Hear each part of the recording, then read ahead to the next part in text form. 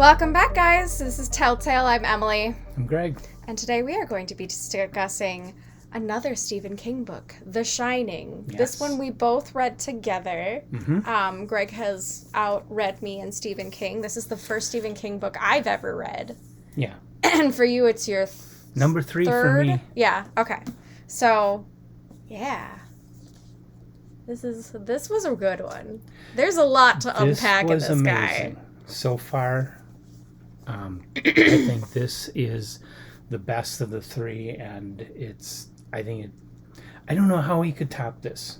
I've got a lot more King to read, but I don't know how he could top this. It's just so incredible. Mm-hmm. This was really good. I feel like I'm afraid I may have ruined myself for Stephen.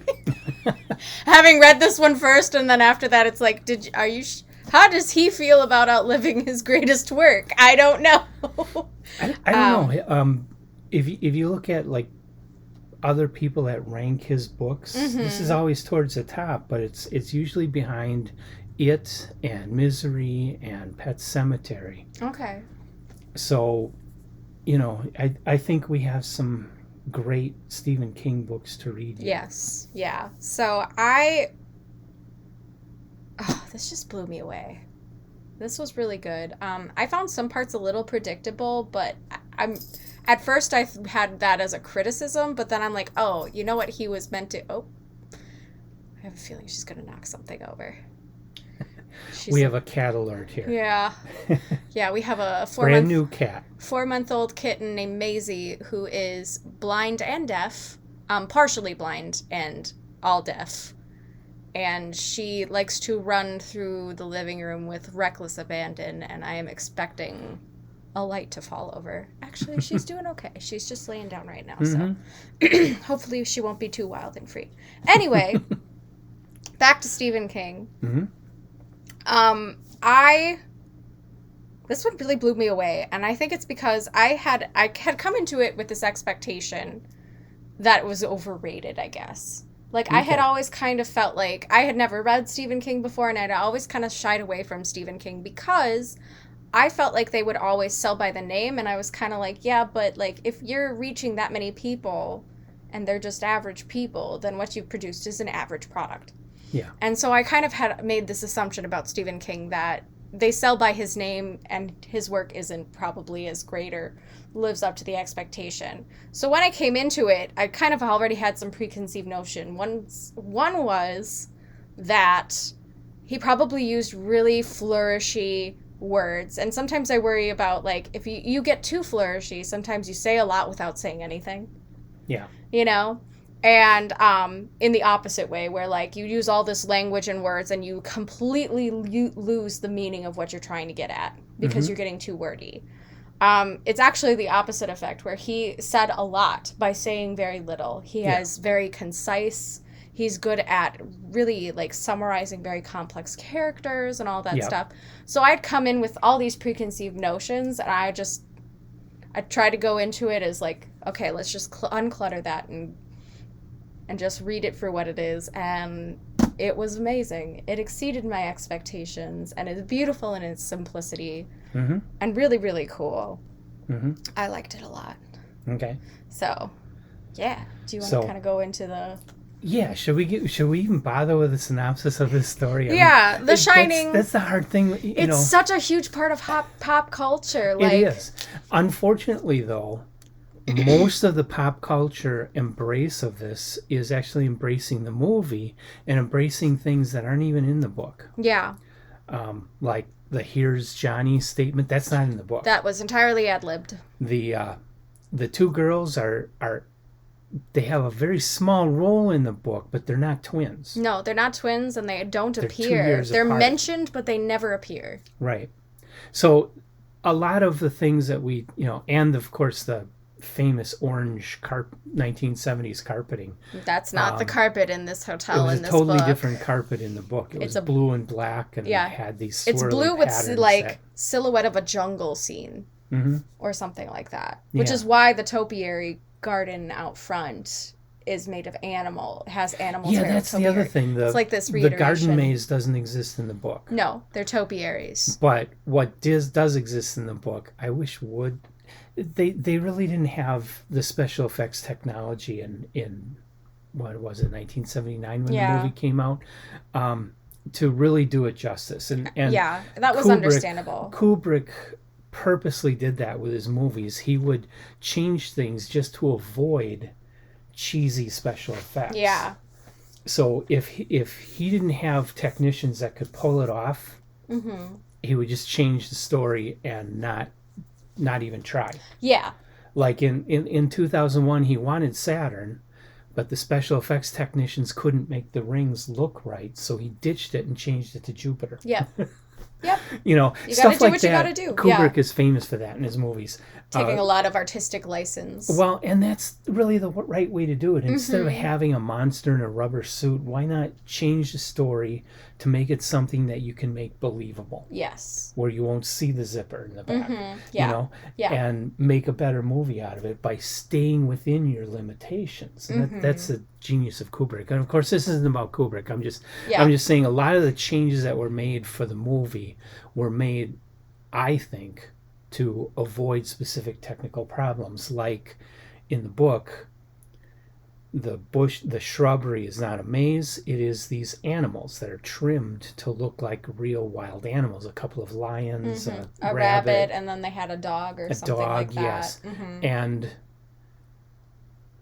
these things become possessed and come alive. Yeah, it's very like, if anybody is familiar with Doctor Who, it's a very Weeping Angels thing. Is when you're not looking is when they move, and when you turn around, they have moved, and they get closer, and they attack, and all kinds of craziness. It's just really, it's a really interesting concept that even the shrubs are haunted. Yeah. It's not just this hotel, like it's possessing even the land surrounding it kind of thing. And it's really an interesting story for sure. There's a lot of very original, seemingly original things. Like to me, I'd never read something like that in a book other than, you know, The Weeping Angels, which is a more modern Doctor Who thing than anything. And I'm sure they stole that from The Shining. Probably, yeah. It's like the statues come alive after. But anyway, like I felt like this, it just did such a great job. And to make, one, it is such a huge part of pop culture. Yeah. But it's interesting because it's not the same kind of pop culture. Because you've got the movie that Stephen King was actually very upset about, Kubrick taking as much artistic license as he did. Yeah. To the point of, like, they really butt heads over that one. Yeah. But so you've got this pop culture from the film and the original work that it came from. And what you run into is people think they know the story, but they don't. Right. So, like, I have a hard time right now where it's like, I want to give you the synopsis, but the synopsis is almost the same, but not quite. There's a lot of detail stuff in the book that the movie just doesn't have and doesn't do it justice, even if it does. Because you're getting a lot of, like, internal dialogue with Danny. And you're getting a lot of internal dialogue with Wendy. And you're getting a lot of internal dialogue with Jack. And you're just like... Some characters like Halloran and Tony play a much bigger role in the book. Yeah. And so you don't... And, you know, some people live and some people die and some people don't in between the two. You know, like there's so much that has diverted. So it's like, I want to talk about the plot almost a little bit. Yeah. But they're so similar, and it's the details that make this work good. So, like, just understand that it is a similar premise. You have this young boy with superpower, like psychic powers or some kind of powers called The Shining. His mother and father are having marital issues, and his dad keeps losing jobs and can't hold them. And so he gets a job at the Overlook as the over-the-winter caretaker. And they are pretty much expecting to be isolated by snow because they're up in the mountains. Yeah. And, you know, that kind of thing. Colorado Rockies. Yep. Up in the Colorado Rockies, and the boiler's real old, so it needs someone to manually watch it. Because the hotel manager is a cheapskate. Yeah, that's another detail that's not in the movie. Yeah, that's not in the movie either, but that's an important detail. Because that plays a huge role in just all of the aspects of the hotel, is that the only reason that these people are trapped here is because And I often wonder if it's because the manager is a cheapskate or something in the hotel is influencing him to remain a cheapskate.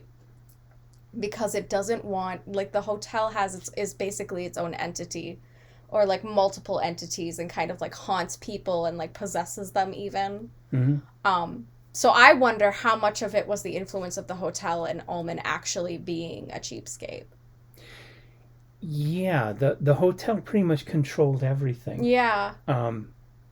Even there's one point where he was busy in the basement. He finds all these old papers and stuff is going through them, and the boiler is starting to overboil and build up too much pressure. And he goes and he's kind of struggling. Jack is kind of struggling internally. Should he let it out or should he just let it blow? And he's starting to come under the influence of these evil presences powers, or whatever. Yeah. And they kind of are driving him to just let it blow. But at the end of that scene, he does let the pressure out. Yeah, which is so interesting because, like, you wonder how much of it is... That one was interesting to me because it seemed like the hotel was doing everything it could to survive, so it didn't want to blow up.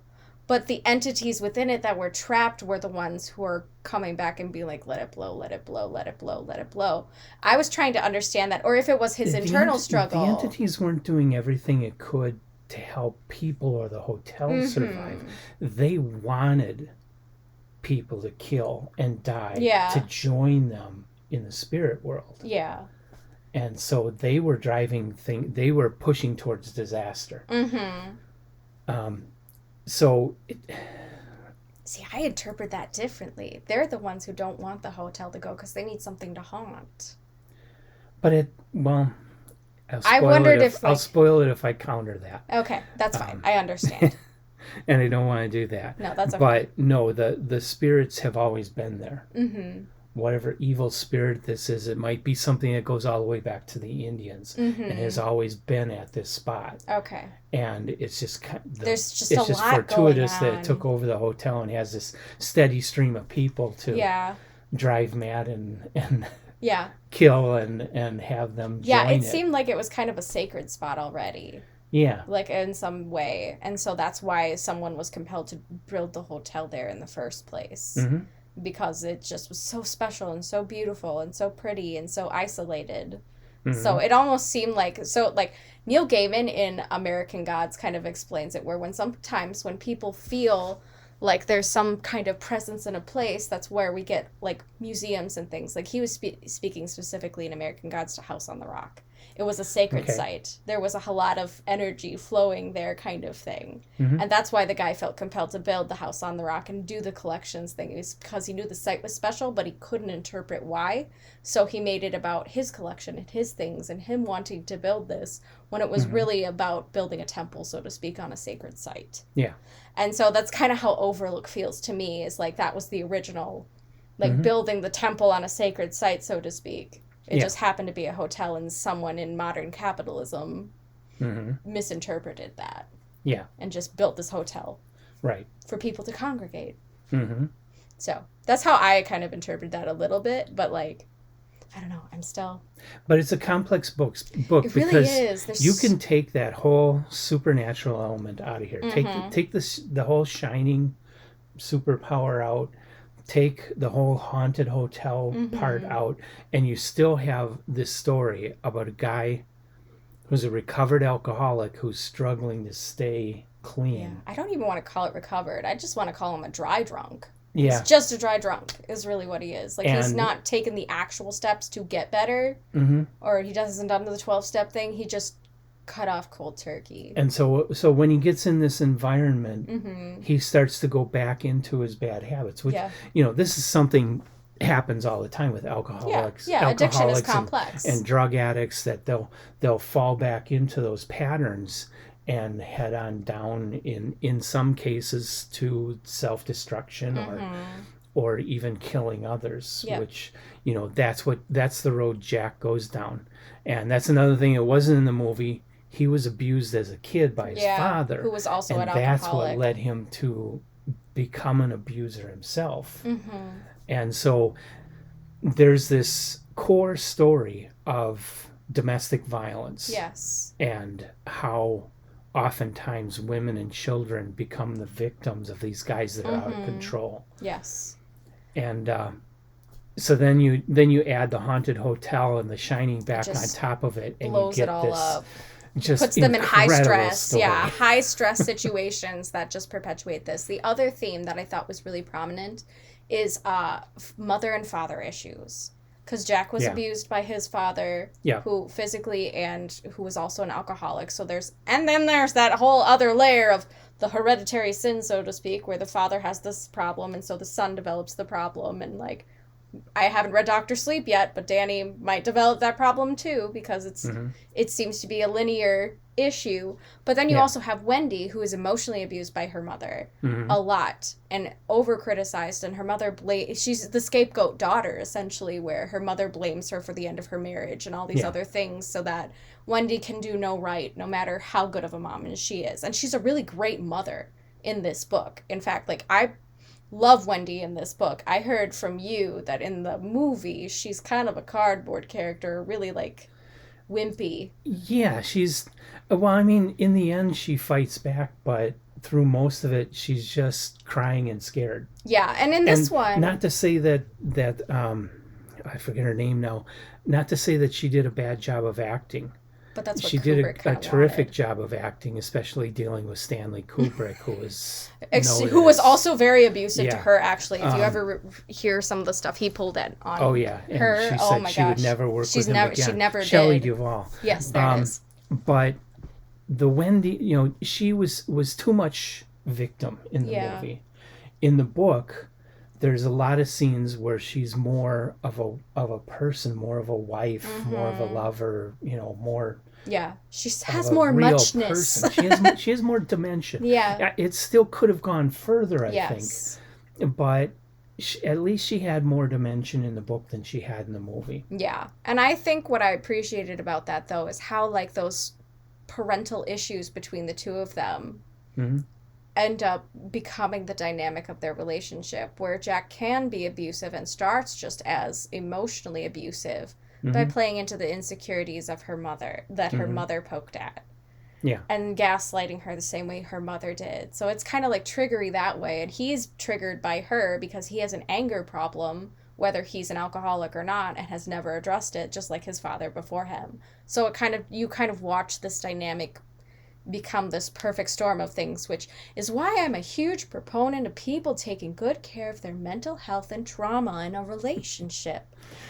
Because only you can be responsible for that. But a lot of the story is just them miscommunicating with each other, as couples do. It's so normal. And just gets blown out of proportion and like all that other stuff. And then, of course, you add that paranormal element later on in the story, and you're just like, the higher the stress, the worse it gets. It just becomes this perfect snowstorm, if you will, of an issue that just traps them in this terrible, toxic dynamic.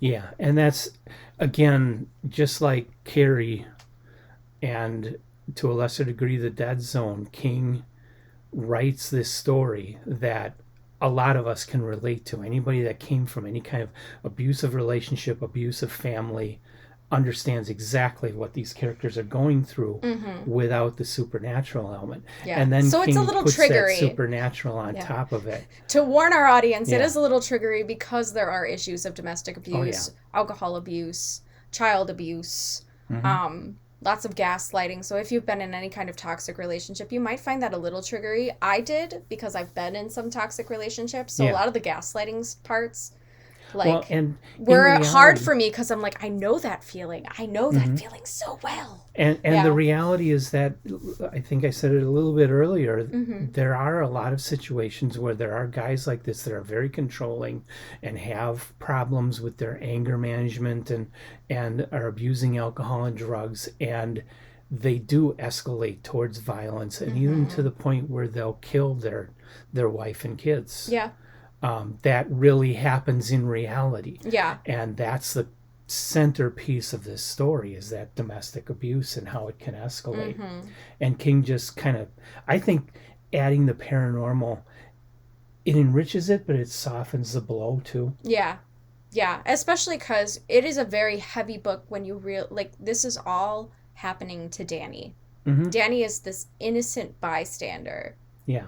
Who, yes, because he has the Shining, understands a lot more than he does, but he's still a child. He still has psychological development happening.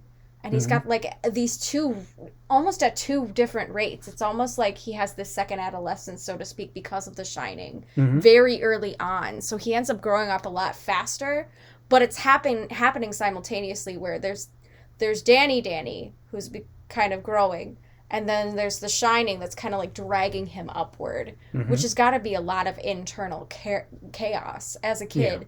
And then on top of that, you can read your parents' minds and you know they're hating on each other so much. But he's also in touch with this.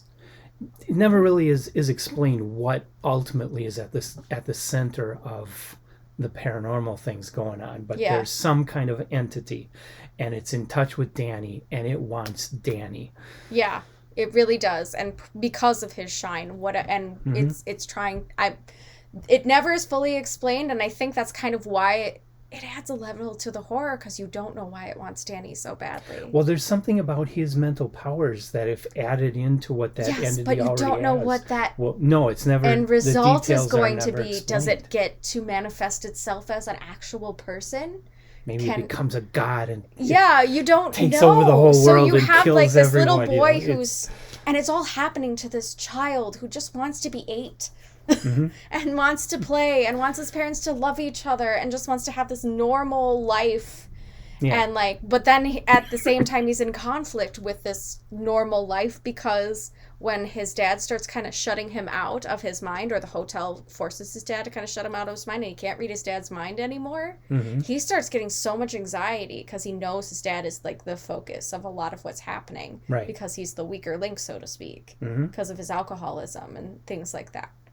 But it's just so interesting, and that adds such a dynamic to all these layers of horror. The top tier is that a child is the victim, and that, I think as a human hits so hard for people, because there's nothing this little boy can do. Everybody in his life is an authority and won't take him seriously except his mom, and even then, Halloran. And Halloran, But Dick and his mom, they can only do so much. They're also just human. Yeah. Except Dick has the shine too. Yeah. But all Dick knows is, I don't know what I can do. I'm just gonna get there and try, kind of thing. And Wendy's she's doing her best, but in the end, it's and I loved what a mama bear she was. She was ready to kill Jack. Yes. She just grabbed a knife. She's like, I'm ready to kill you if I have to save my boy. And I loved that. I loved that mama bear moment, because I'm like, I don't know any, if you wouldn't risk your life and kill someone for the protection of your child, what are you even doing as a parent? Yeah, really. That's love to me. Risk it all kind of thing. But I love that. I love the mama bear. So an added dimension that occurred to me when I was nearly finished with this book is that this is the quintessential Gothic novel. It is. It's probably the greatest example of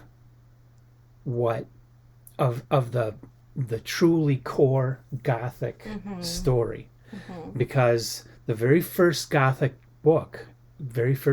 story ever written was The Castle of Otranto, which we hated. Where this whole which wasn't a well-written story, but the basic story was about this family that was tied to this building, and their fate was tied to the building's fate. It was all wrapped together. The building was the family. Yes, and there was that paranormal element where the building itself seemed to have a shared soul with the family, right, of some degree. Which is exactly what you have going on here with the past guests that have died in the Overlook Hotel. They all are like this family, and they want Jack and in particular, they want Danny to join them. And that, of course, leads to, obviously, the fall of the House of Usher, which, again, is a family whose fate is tied to this building. And, of course, at the end, the whole thing collapses, and when and they the die, family it dies. Yeah.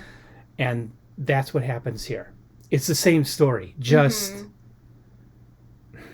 you know, the Poe story is brilliant, but very short. Yes. Could have gone so much deeper. Yes, there are dynamics in this. The Castle of Otranto was crap. A disappointment. Which somehow brilliant authors took a look at that turd and saw all the possibilities. I can polish that. That can be that piece of shit can be a diamond. I'm ready. And they created a whole beautiful genre out of it. Yep. And The Shining stands at the top of all of that as, at least in my experience reading these things, the top. Yes. Of that basically haunted house gothic drama. Yep.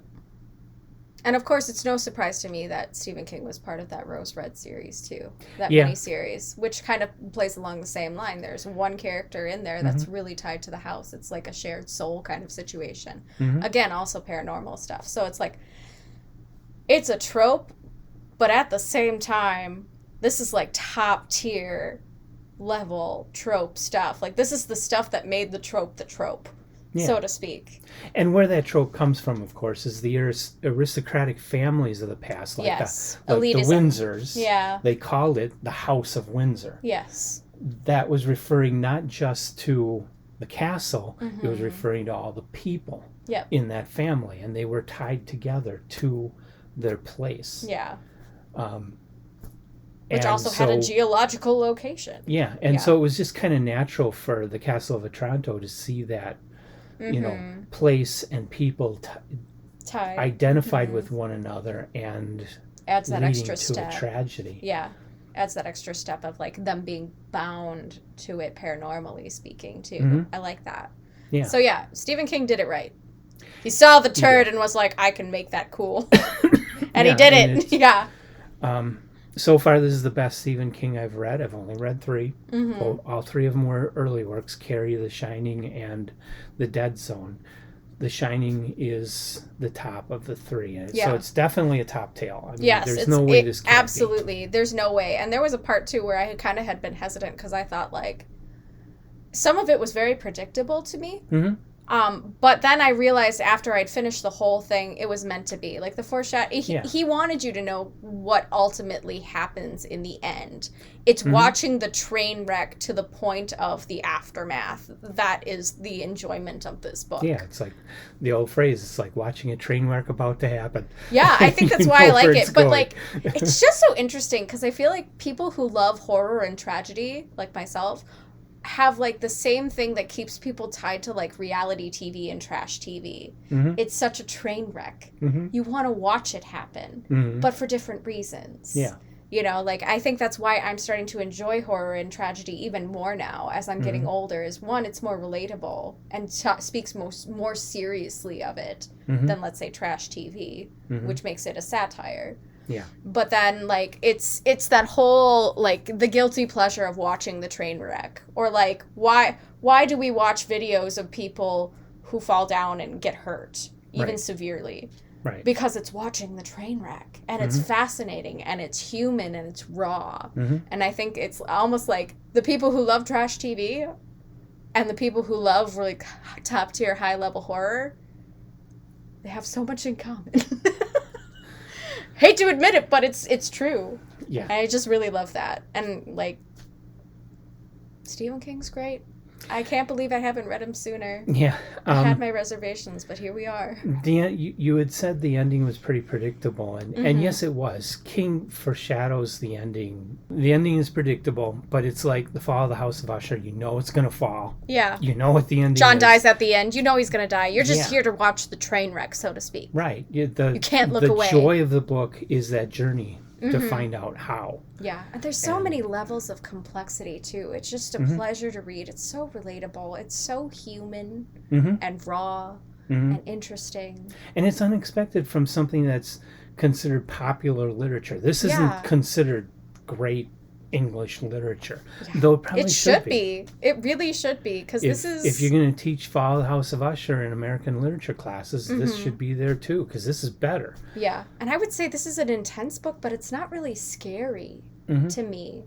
It's no, not it really. is sad. I was more sad. Like it's just tragic just watching this family fall apart and also watching them be tormented by this entity that who knows if they even have power against it. Yeah. So it's a really, really, really good and it's read. like we were talking, the real terror here is not this supernatural entity. The real terror is for anybody who's been a victim of abuse to read this. You're going to see your life there. You're going to see all those horrible times that you'd like to forget being brought into this book, and you'll have to relive it. Yeah. It's almost like Pose, the black cat, too. You're watching this alcoholic abuse this cat that's done nothing wrong but love you, and you're kind of watching it the same way with this child. Exactly. You're watching these people fall apart around you, and anybody who's supposed to protect you no longer is safe. You're watching all these adults fail you and fail each other to the point of becoming murderous. Yeah. And, like, as a child, what do you do? It's the helplessness. Even though he's not that helpless, but he doesn't know that. He doesn't know the full extent of his power because he's just a kid. Right. So, it's good. It's great. Read Definitely a top tale. You should read it if you haven't. Even if you don't like horror, I would say read it because it really isn't scary at all. It's intense, but it's not scary.